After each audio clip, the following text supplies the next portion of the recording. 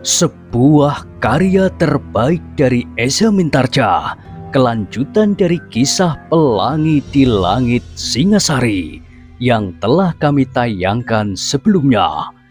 Kisah kolosal bernuansa sejarah dan fiksi di kehidupan tanah Jawa dengan judul Bara di Atas Singgasana.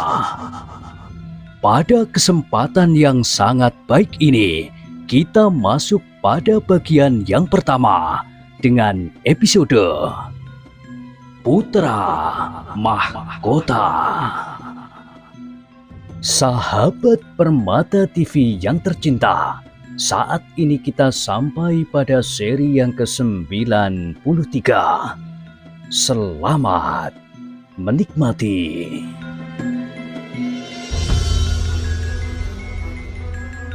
Di akhir kisah sebelumnya disebutkan, di malam kedua ketika mereka menaiki sebuah tebing yang curam, sampailah mereka di padang rumput yang agak datar.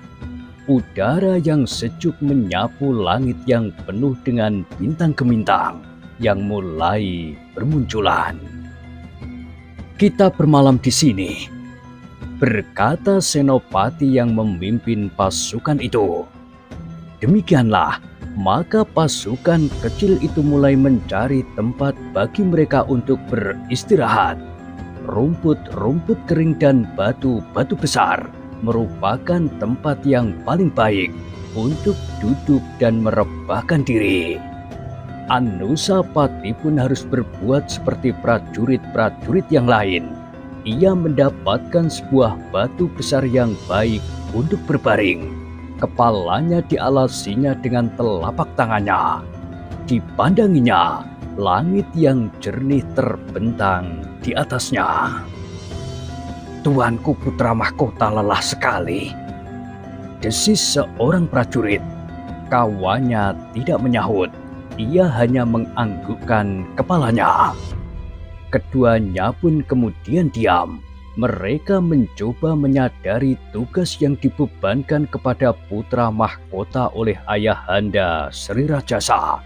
Ia harus mengalami pahit getirnya seorang prajurit agar ia dapat membuat penilaian yang tepat bagi sebuah pasukan apabila kelak ia menjadi Senopati Agung di peperangan yang besar.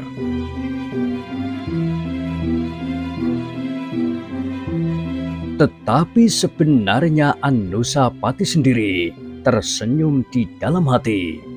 Ketahanan jasmaniahnya jauh lebih besar dari para prajurit yang berjalan bersamanya. Meskipun pendalaman perjalanan itu baru pertama kali baginya, tetapi tubuhnya sudah terlatih mengalami tugas yang sangat berat.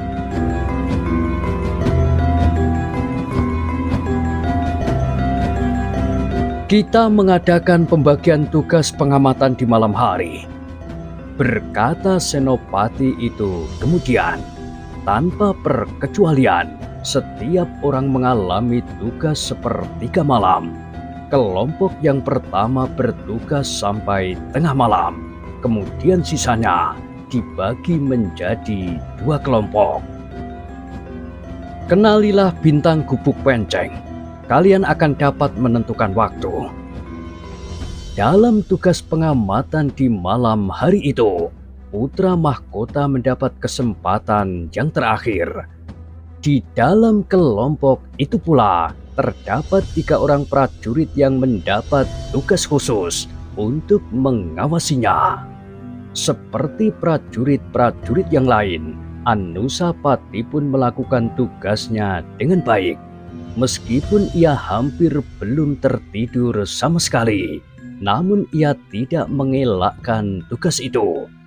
Dengan senjata di tangan, ia duduk di atas batu mengawasi keadaan di sekitarnya bersama beberapa orang prajurit yang lain. Anusapati mengerutkan keningnya ketika ia mendengar di kejauhan suara aum harimau. Bukan hanya seekor, tetapi 2 ekor. Sejenak Anusapati memperhatikan para prajurit yang lain. mereka pun agaknya tertarik mendengar suara harimau itu. Dua orang di antara mereka bangkit dan berjalan hilir mudik di antara mereka yang tertidur nyenyak di atas batu-batu dan rerumputan kering. Suara itu menjadi semakin dekat. Desis salah seorang dari dua orang prajurit yang berjalan hilir mudik itu. "Iya," sahut yang lain. "Agaknya mereka mencium bau yang asing. Arah angin telah membawa bau keringatmu ke hidung harimau itu." Kawannya tidak menjawab lagi, tetapi ia masih saja berjalan hilir mudik. "Kenapa kau ributkan suara harimau itu?" bertanya kawannya yang lain duduk di atas sebuah batu yang besar sekali. "Sudah lama aku ingin memiliki kulit harimau." Oh, kawannya itu tidak mempedulikannya lagi, tetapi dilayangkannya juga pandangan matanya ke kejauhan, menyusup ke dalam gelapnya malam. Ternyata tidak ada yang dilihatnya selain kepekatan malam dan cahaya kunang-kunang yang satu dua beterbangan di atas rerumputan.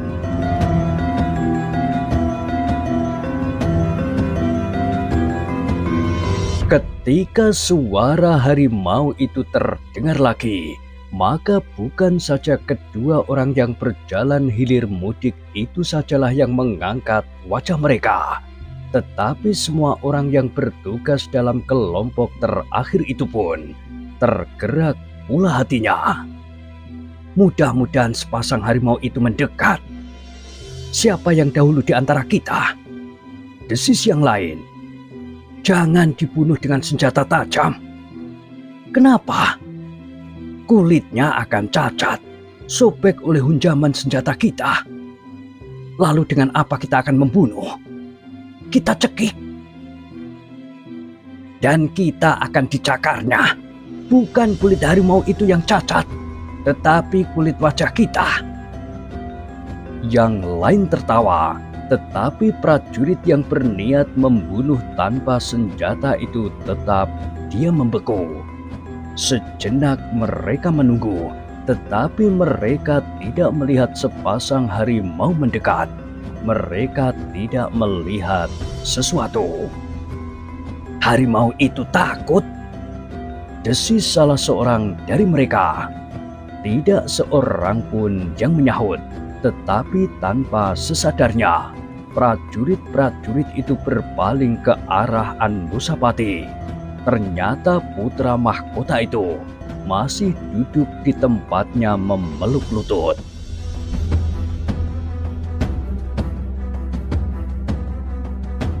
Apakah putra mahkota menjadi ketakutan? Mereka bertanya di dalam hati, tetapi tidak seorang pun yang berani mengucapkan pertanyaan itu.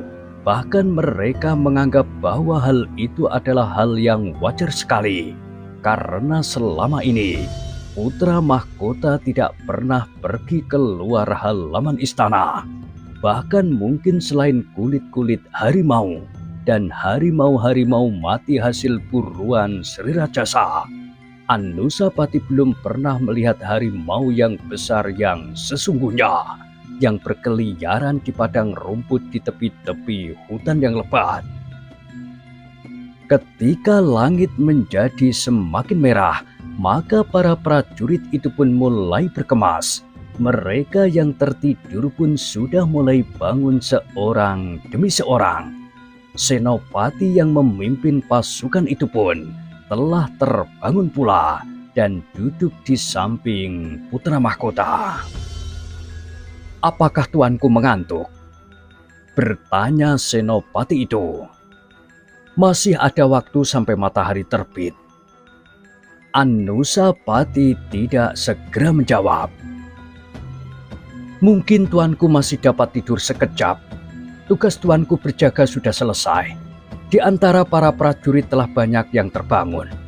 Apalagi mereka yang bertugas di kesempatan pertama sampai menjelang tengah malam." "Baiklah," desis Anusapati. Tetapi tentu tidak tidur. Aku hanya ingin berbaring. Demikianlah Anusapati dan beberapa orang prajurit yang bertugas terakhir masih sempat berbaring bareng sejenak. Beberapa orang kawan mereka telah terbangun dan membenahi diri. Di antara mereka ada yang sempat mencari kayu-kayu kecil dan membuat perapian untuk mengusir udara fajar yang dingin. Embun yang basah turun menyentuh kulit dan bebatuan sehingga membuat pagi menjadi bertambah dingin. Meskipun hanya sekejap, ternyata ada juga di antara mereka yang bertugas terakhir sempat tertidur. Tetapi mereka pun harus segera bangun pula. Sejenak setelah matahari terbit, mereka akan bersiap meneruskan perjalanan mereka yang sulit. Demikianlah, maka sejenak kemudian, ketika langit menjadi semakin cerah, pasukan kecil itu pun telah dipersiapkan kembali. Mereka harus menjalani perjalanan mereka di hari ketiga, hari terakhir. Ketika cahaya matahari mulai menyentuh daun rerumputan, maka pasukan kecil itu pun meneruskan langkah mereka. Beberapa orang sempat memanasi tubuh mereka sehingga menjadi hangat. Beberapa orang yang lain masih harus berjalan sambil mendekap telapak tangan masing-masing. Namun cahaya matahari pagi segera membuat mereka bertambah segar. Sinar matahari yang kekuning-kuningan itu telah membuat perjalanan pasukan kecil itu seakan-akan menemukan kekuatan mereka kembali. Hijau burung-burung liar dan desah angin di dedaunan membuat pagi bertambah cerah. Demikianlah, maka pasukan kecil itu meneruskan perjalanan mereka yang sulit. Kesegaran yang meresapi tubuh mereka pun segera hanyut disapu oleh terik matahari yang menjadi semakin panas. Ketika keringat mereka mulai membasahi tubuh, maka mulailah mereka dicekam kembali oleh kelelahan. Marilah kita selesaikan rencana perjalanan kita, berkata Senopati yang memimpin pasukan itu. Hari ini adalah hari yang terakhir. Besok kita akan mulai dengan penyelidikan kita atas sarang lawan. Tidak ada seorang pun yang menyahut. Namun sekali-sekali mereka harus mengusap keringat yang membasah di wajah.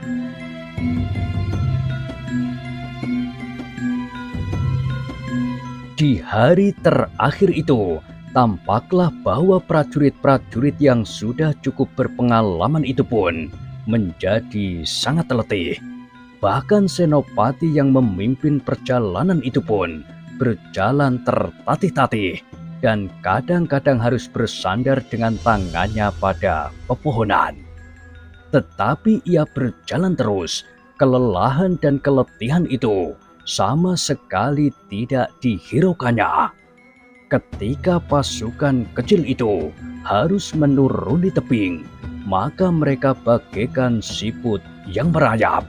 Perlahan-lahan sekali, tangan-tangan mereka yang basah oleh keringat menjadi licin, dan tenaga mereka pun telah jauh susut.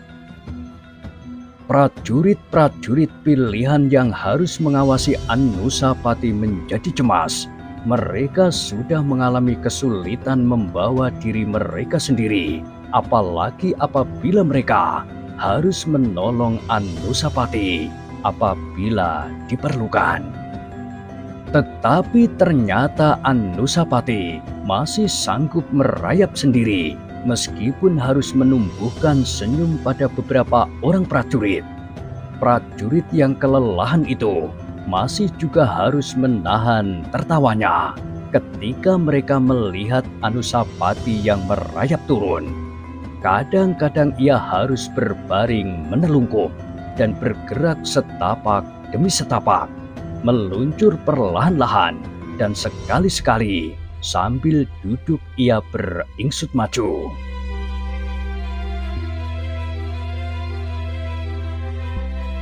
Namun demikian, setiap prajurit telah memuji kesungguhannya dalam pendadaran itu.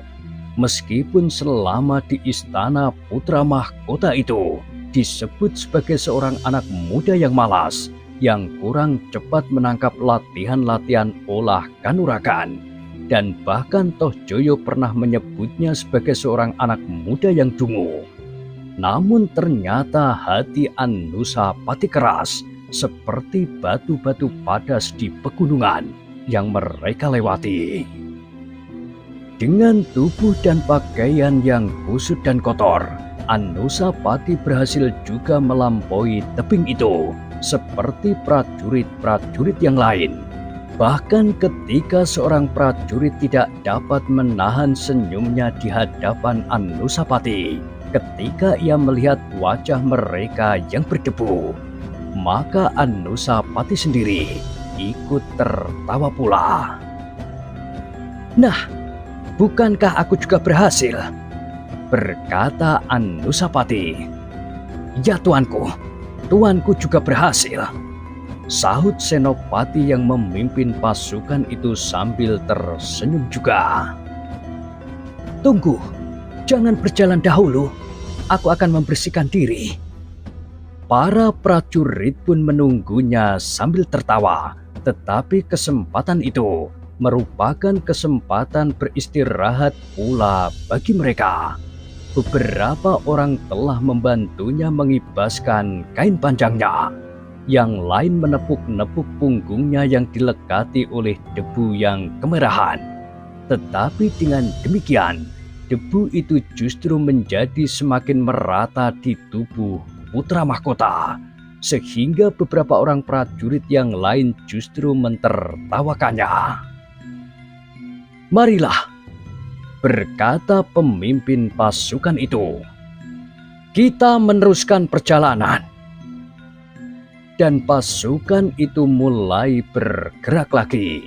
Mereka masih harus melalui lapangan perdu yang panjang di bawah terik matahari yang membakar. Namun mereka harus berjalan terus, selangkah demi selangkah.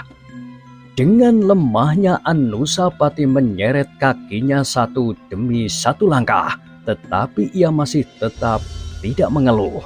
Ia tidak pernah mengajukan permintaan apapun untuk menunda perjalanan. Ia akan menjadi prajurit yang baik, desis Senopatinya kepada salah seorang prajurit pilihan yang mengawasi putra mahkota. Prajurit itu menganggukkan kepalanya. "Benar-benar di luar dugaan. Aku kira bahwa aku akan mengalami kesulitan melayaninya, bahkan mungkin mendukungnya. Tetapi ia tetap berjalan sendiri betapapun lelahnya. Sama sekali berbeda dari anggapan orang terhadapnya," sahut Senopati itu. "Putra mahkota sama sekali bukan orang yang malas, bukan orang bodoh apalagi dungu.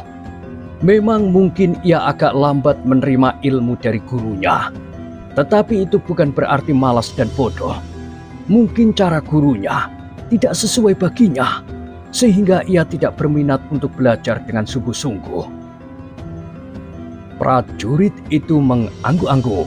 Mereka kini melihat sendiri betapa Anusapati menjalani tugas yang dibebankan kepadanya dengan bersungguh-sungguh, sehingga prajurit yang lain menjadi segan untuk bermalas-malas, karena justru Anusapati yang baru pertama kali mengalami itu melakukannya dengan bersungguh-sungguh.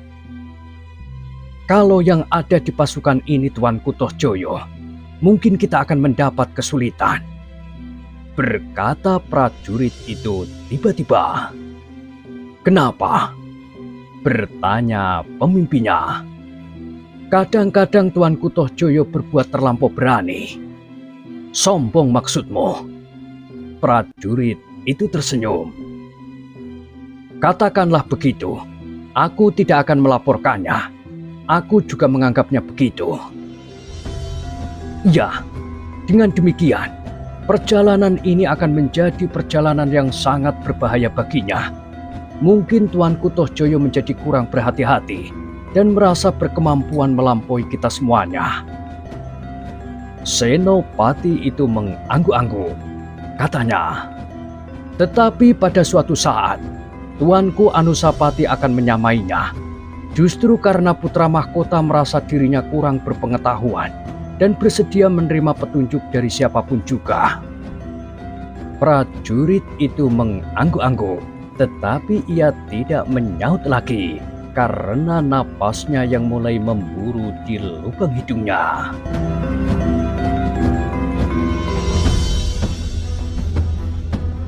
Senopati yang memimpin pasukan itu pun terdiam pula. Ia sendiri juga merasa kaki-kakinya menjadi lemah karena lelah, tetapi ia tidak mau berhenti. Perjalanan itu adalah perjalanan yang terakhir menjelang sarang penjahat yang mereka datangi. Tetapi perjalanan di hari terakhir itu benar-benar terasa berat sekali. Beberapa orang prajurit sudah hampir tidak dapat maju lagi. Namun setiap kali mereka melihat Anusapati yang dengan nafas terengah-engah berjalan terus, mereka pun tidak juga mau berhenti. Namun demikian, hampir setiap orang mulai mengeluh di dalam hati. Bahkan pemimpin pasukan itu pun mengeluh pula. Tetapi ia tidak mau memerintahkan pasukannya untuk menunda perjalanan. Di sebuah semak-semak yang rimbun, Anusapati yang menyeret kakinya itu pun berhenti sejenak. Setiap orang memandanginya dengan heran ketika ia menarik pedangnya dari sarungnya. Apakah yang akan dilakukannya? Bertanya salah seorang prajurit kepada kawannya. Prajurit itu menggeleng. Entahlah. Dan mereka pun kemudian melihat Anusapati memotong sebatang dahan dan sambil tersenyum, ia bertanya kepada pemimpin pasukan kecil itu. Apakah aku boleh berjalan dengan tongkat seperti seorang kakek-kakek?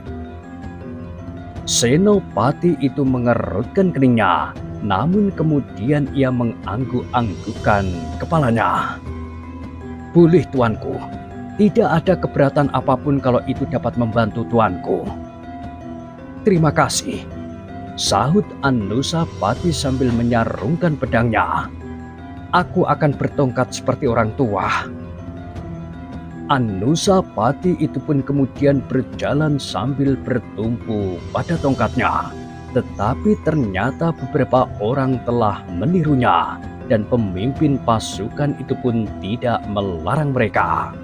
Sebenarnya lah, pemimpin pasukan itu merasa iba juga melihat Anusapati yang setiap kali hampir saja terjatuh apabila kakinya sedikit saja tersentuh bebatuan, bahkan tersentuh serumpun rumput kering.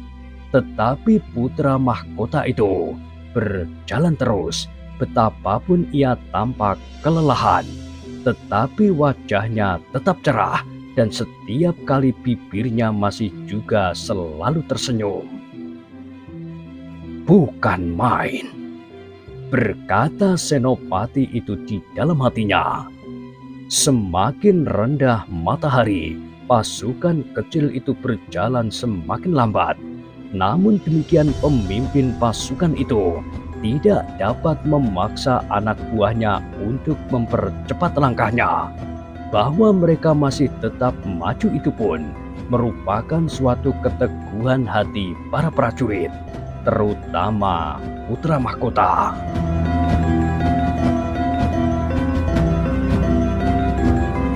Namun demikian, karena mereka hanya sekedar merayap seperti siput, ternyata ketika matahari terbenam, mereka masih belum sampai ke tempat yang mereka tuju.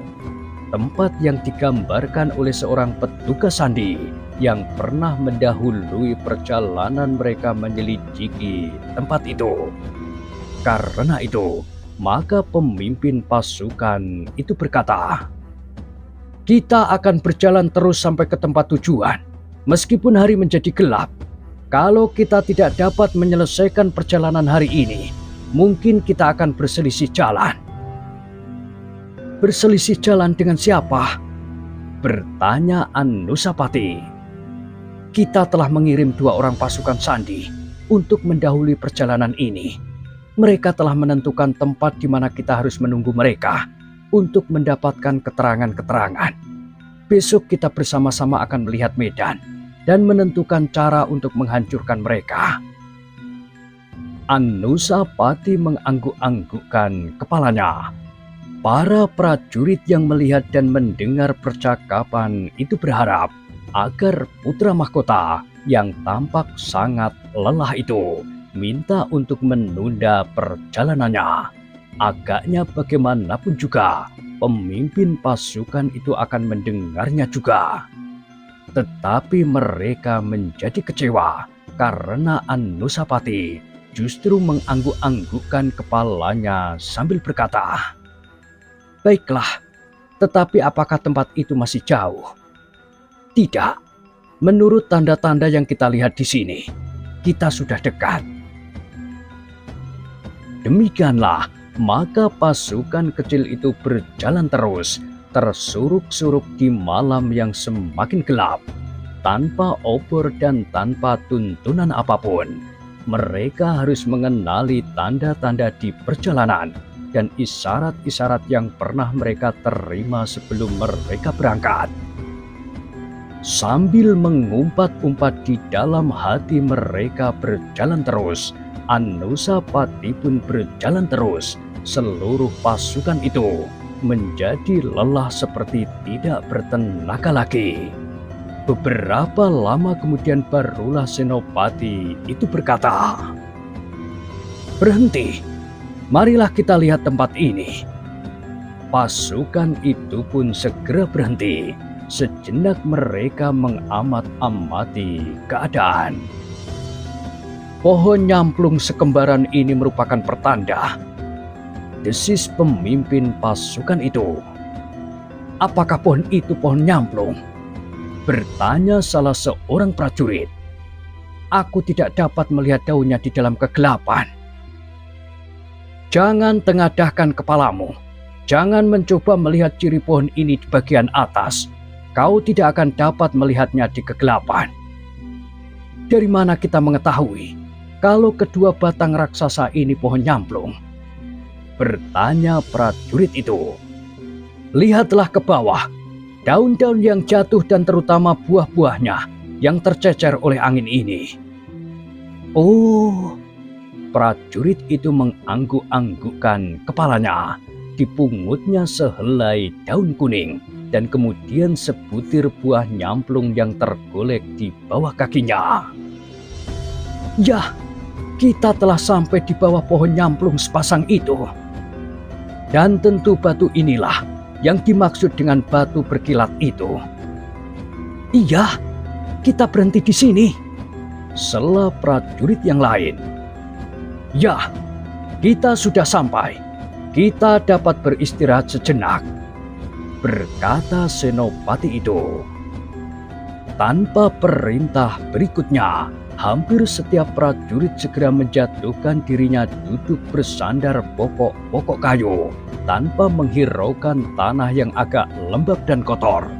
Bahkan ada di antara mereka yang menjelujurkan kakinya sambil menarik nafas dalam-dalam, seolah-olah mereka telah terlepas dari suatu tugas yang sangat berat.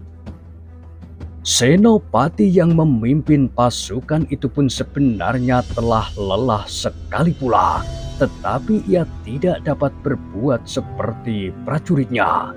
Ia masih berjalan hilir mudik sejenak, memperhatikan setiap orang di dalam pasukan itu. Baru kemudian ia meletakkan dirinya di atas sebuah batu dan bersandar pada sebatang pohon perdu. Di sampingnya Anusapati pun telah duduk pula, lebih dahulu dengan napas yang terengah-engah. "Perjalanan yang berat, tuanku?" bertanya Senopati itu. Anusapati tersenyum, diusapnya keringat yang membasah di kening. Kemudian di sela-sela tarikan nafasnya yang memburu, ia menjawab, "Ya, perjalanan yang berat, tetapi menyenangkan. Aku melihat sesuatu yang baru di dalam perjalanan ini. Bukan sekedar petamanan di halaman istana yang dibatasi dinding-dinding batu yang tinggi. Di sini aku dapat melihat hijaunya hutan. Dari hutan yang rindang sampai hutan belukar yang lebat. Aku dapat melihat tebing-tebing batu padas yang kemerah-merahan. Dan aku dapat melihat jurang yang curam di tepi-tepi sungai." Senopati itu mengangguk-anggukkan kepalanya. Katanya pula, "Tuanku pasti lelah sekali." "Iya, lelah sekali. Sebenarnya aku sudah ingin berhenti di separuh perjalanan hari ini. Tetapi aku tidak berani melanggar ketentuan yang sudah digariskan, bahwa hari ini kita harus sampai di sini." Senopati itu tersenyum. "Semua orang kelelahan," berkata Anusapati kemudian. "Iya, semua orang menjadi sangat lelah." Anusapati mengangguk-anggukkan kepalanya, namun kemudian ia beringsut mendekat sambil berbisik, "Aku akan bertanya sesuatu." "Silahkan, tuanku." "Aku belum berpengalaman di dalam olah keprajuritan. Karena itu, aku tidak mengerti cara yang kau pergunakan di dalam tugas kita kali ini. Kalau memang sudah ditentukan bahwa hari ini kita harus sampai di sini, barangkali memang tidak dapat dipertimbangkan cara lain. Tetapi seandainya dalam keadaan seperti ini, selagi semua prajurit kelelahan dan hampir tidak mampu berdiri lagi, tiba-tiba datang sebuah serangan lawan yang mengetahui kehadiran kita dari petugas-petugas sandinya. Bagaimana kira-kira yang akan terjadi?" Senopati itu mengerutkan keningnya. Pertanyaan itu sangat sederhana, tetapi mengandung kebenaran yang tidak dapat diingkari. Untuk memenuhi rencana yang sudah diatur sebelumnya, Senopati itu telah memaksa prajuritnya berjalan terus betapapun lelahnya. Tetapi seperti yang ditanyakan oleh Anusapati, apabila dalam keadaan seperti ini segerombolan musuh datang menyerang, maka apakah yang kira-kira akan terjadi? Karena itu, untuk sesaat prajurit itu merenung. Tanpa disadarinya, dipandanginya setiap orang yang duduk dengan lelahnya bersandar batang-batang pohon. Bahkan ada yang begitu saja berbaring di tanah beralaskan daun-daun kering. Seakan-akan mereka sama sekali sudah tidak bertenaga lagi. "Tetapi tuanku," berkata prajurit itu, "kita berhadapan dengan segerombolan penjahat yang tidak mempunyai pengetahuan yang cukup di dalam olah keprajuritan. Meskipun mereka adalah penjahat-penjahat yang menggetarkan daerah di sekitar tempat tinggal mereka, namun mereka tidak akan mempunyai pikiran untuk menempatkan beberapa petugas sandi di sekeliling sarang mereka itu. Ya, kali ini. Tetapi kalau hal ini terulang, selagi kita menyerang gerombolan-gerombolan yang lebih teratur dan lebih besar, maka kita akan mengalami kesulitan." Senopati itu mengangguk-anggukkan kepalanya. Tiba-tiba ia berkata, "Tuanku benar, kita memang terlampau memaksa diri. Mudah-mudahan mereka tidak mengetahui kehadiran kita dan tidak menyerang kita selagi kita kehabisan tenaga. Mudah-mudahan besok selagi kita beristirahat sambil mengenal medan, kekuatan kita telah pula kembali. Mudah-mudahan tidak terjadi apa-apa malam ini."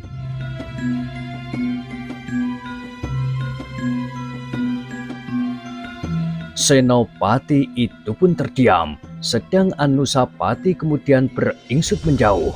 Disandarkannya tubuhnya pada sebatang pohon yang besar, sambil memandang berkeliling. Di dalam hati ia berdesis, kalau tempat ini banyak ularnya, mungkin akan timbul korban karenanya. Apakah obat yang dibawa itu cukup kuat melawan bisa ular yang tajam? Tetapi ia pun kemudian menggelengkan kepalanya. Mudah-mudahan tidak ada ular di sini, atau ular-ular itu menjadi ketakutan dan pergi. Pada itu, hampir setiap orang di dalam pasukan itu tidak sempat lagi membagi tugas. Hampir semuanya duduk terkantuk-kantuk. Bahkan mereka yang terlampau lelah dan berbaring di atas dedaunan kering. Ada pula yang telah tertidur. Sehingga dengan demikian, Senopatinya pun agaknya segan juga untuk memaksa mereka berjaga-jaga meskipun berganti-gantian. Karena itu, maka didatanginya 2 orang prajurit yang masih agak segar dibandingkan dengan kawan-kawannya. Keduanya adalah prajurit yang mendapat tugas untuk mengawal putra mahkota. Sedang yang seorang dari mereka agaknya telah kelelahan pula.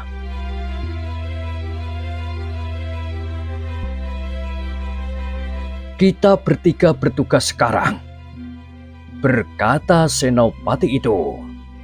Kita mengawasi keadaan. Nanti sebentar lagi kita akan menerima para petugas sandi yang mendahului kita. Semalam suntuk? Bertanya salah seorang dari keduanya. Tentu tidak. Kita akan membangunkan beberapa orang yang akan bertugas menjelang pagi. Aku akan minta kedua petugas sandi yang tentu tidak kelelahan seperti kita untuk membantu mengawasi keadaan di bagian terakhir malam ini. Keduanya pun mengangguk-anggukkan kepalanya. Betapapun lelahnya mereka harus menerima tugas itu. Demikianlah, maka para prajurit itu pun sejenak kemudian telah jatuh tertidur di bawah rimbunya sepasang pohon nyamplung yang besar di pinggir hutan yang rindang. Mereka tidak dapat lagi menahan kelelahan yang serasa telah mencekam seluruh tubuh mereka, dari ujung kaki sampai ke ujung ubun-ubun. Yang masih tetap berjaga-jaga tinggal pemimpin pasukan kecil itu bersama 2 orang prajurit yang betapapun perasaan kantuk mencekamnya. Namun keduanya berusaha untuk tetap terjaga. Demikianlah, maka malam pun berjalan terus. Bintang-bintang di langit bergeser pula perlahan-lahan. Semakin lama semakin rendah di ujung barat. Anusapati yang bersandar sebatang pohon pun telah memejamkan matanya pula. Tetapi sebenarnya ia tidak segera tertidur. Sekali-sekali di sela-sela pelupuk matanya, ia masih melihat pemimpin pasukan yang kelelahan itu berdiri dan berjalan tertatih-tatih di antara anak buahnya yang sedang tertidur nyenyak.